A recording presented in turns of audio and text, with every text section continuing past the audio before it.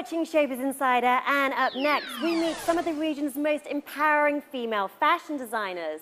Zarina Dimarayad, Orkalia and newcomer Tare are cutting patterns and designing for both the real and slightly ethereal woman.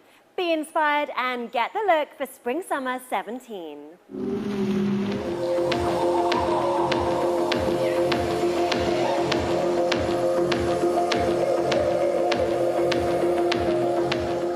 Emerging through the twilight of the mystic forest, leading local designer Zarina embraced regal femininity. Bring back the fairy tale with pastel-coloured georgette-clad princesses and elegant draped designs.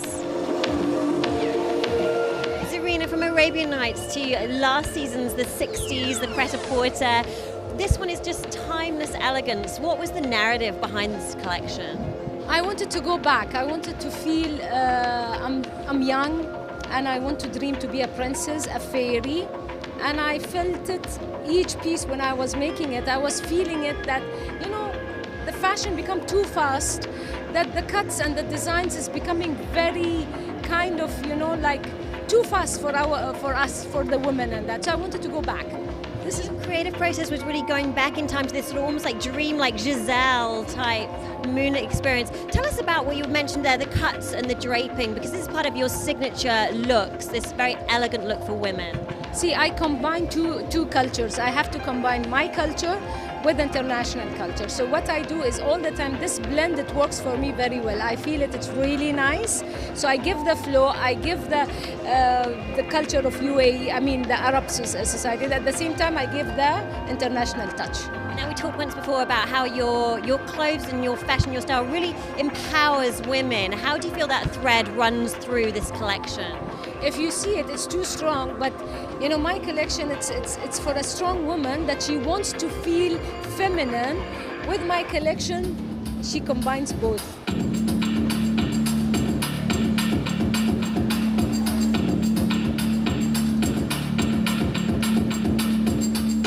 In complete contrast, here's a refreshing experiment of classic menswear textiles.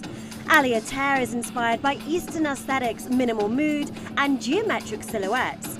Fresh talent with an interesting path into design. We haven't had you on the show before, so can you just tell me a little bit about your personal journey into fashion design?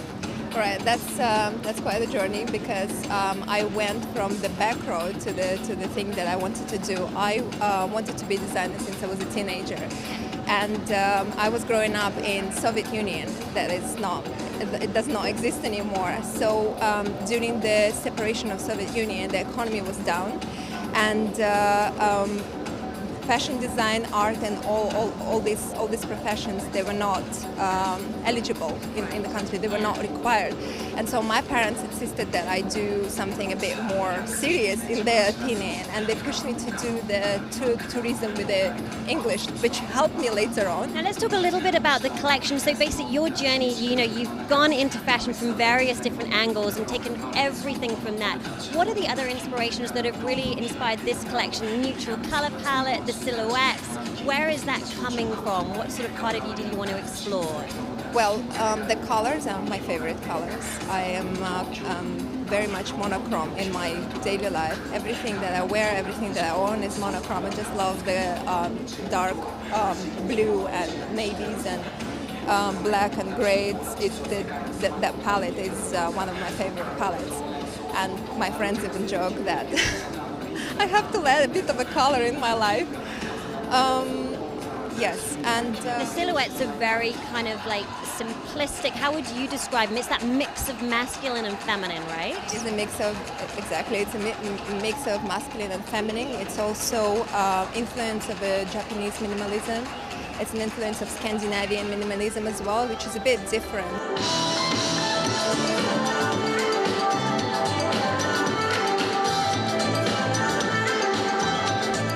Lebanese designer Dimarayad showcased a line of feel-good fashion for real women. A brand philosophy of wear and go, she invited Dubai society faces to model her looks. So the whole brand was about women for all shapes and sizes, and the thought process was about making sure that every woman was comfortable in their own skin. And this collection is just the idea of it being wearable and every woman can actually wear the clothes. So I love that you used some of our Dubai faces. Take us through some of the personalities we saw on the catwalk. They're all strong, they all have opinions, they all have personalities, they all have reasons for being. You have Priya, who heads Athletic for sportswear. You've got Stristova, who's got this strong, bold. I wanted to combine all of that with real people mixed with everyone. So that was the thought process of doing this. It was all about modern romance, and next season is not about flashy colors. It's more about subdued colors and things that bring it out. So I love a little bit of bling. Who doesn't? So I had a combination of a bit of that bling and then summer fabrics and really light. So I used a lot of sequin, a lot of jersey, a lot of soft cotton lace, and I combined all of that to create the collection.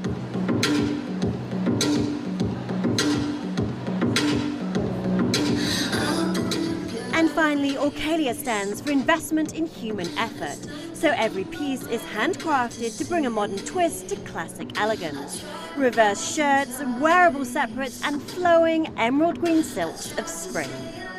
So Orchid, now your collections have been called before, like at the forefront of neo couture. Is that a label that sits well with you, or how would you describe your work? Well, I think definitely at the forefront of neo couture is something that we're very proud to hear.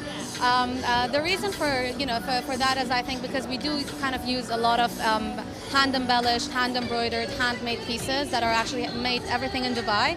So in terms of that, the couture aspect is definitely there. The neo is basically pieces are very wearable. They're more modern, more contemporary in their approach.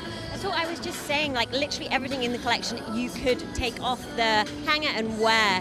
Take me through the design process. Was it designed for the Dubai woman? Who was it designed for? It's definitely designed for the modern global woman. I think that's kind of where we're headed to in the future anyways. There's no sense of like, cultures or borders. It's all kind of like an intermixed global culture, I guess. So in that sense, I think this is definitely something that we have in mind when we are designing. It's for people that are, jet setters. They're working hard. They're,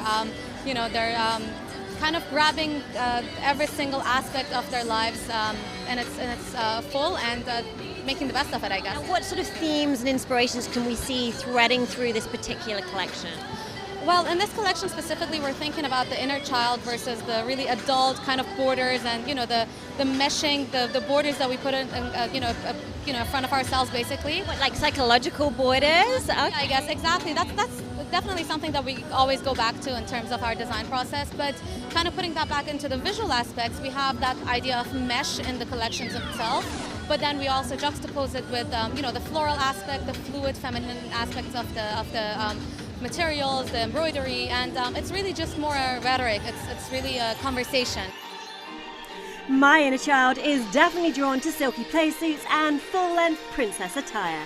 That's for an ultra-feminine Spring-Summer 17.